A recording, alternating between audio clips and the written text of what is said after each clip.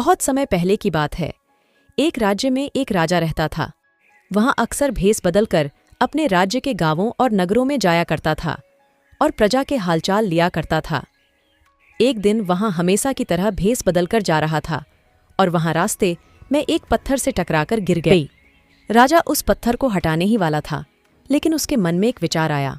क्यों ना मैं अपने राज्य के लोगों की परीक्षा लूं, आखिर मुझे भी तो पता चले कि मेरे राज्य की प्रजा का चरित्र कैसा है। थोड़ी देर में राजा को एक किसान दिखा जो उसी रास्ते पर अपना हल और बेलों को लेकर आ रहा था।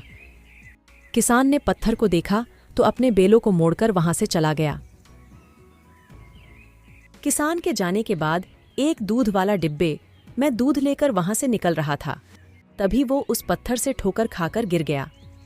दूध वाले के गूंथने पर चोट लगी और उसका सारा दूध जमीन पर गिर गया।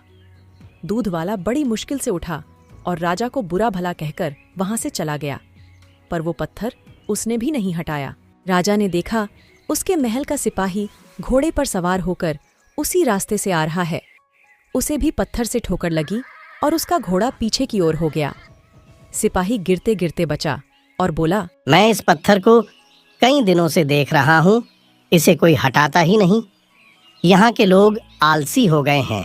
सिपाही यह कहकर वहां से चला गया। कुछ देर बाद एक बूढ़ा आदमी अपने सर पर फलों की टोकरी लिए हुए वहां से गुजर रहा था। उसे भी ठोकर लगी और वहां जमीन पर गिर गया। उसके सारे फल जमीन पर बिखर गए। तभी वहां पर एक लड़का दौड़ते हुए आया और बूढ़े आदमी को उठाते हुए बोला, बाबा कहीं पर चोट तो नहीं लगी? बूढ़े आदमी ने कहा, बेटा कहीं पर चोट तो नहीं लगी, पर मेरे सारे फल जमीन पर बिखर गए। बाबा के जाने के बाद लड़का उस पत्थर को हटाने का प्रयत्न करने लगा। अचानक पत्थर हिल गया। लड़के ने देखा एक आदमी पत्थर को हटाने में उसकी सहायता कर रहा है। वहां और कोई नहीं बल्कि राजा था। दोनों ने जोर लगाया और पत्थर को रास्ते से हटा दिया। राजा ने लड़के से पूछा, बेटा तुम कौन हो? लड़के ने राजा से कहा, मैं आश्रम में रहता हूँ और इसी गांव का हूँ। मेरे पिता आश्रम में काम करते हैं। राजा दूसरे दिन लड़के के साथ आश्रम गया और उस लड़के की तारीफ की और उसे पुरस्कार भी दिया।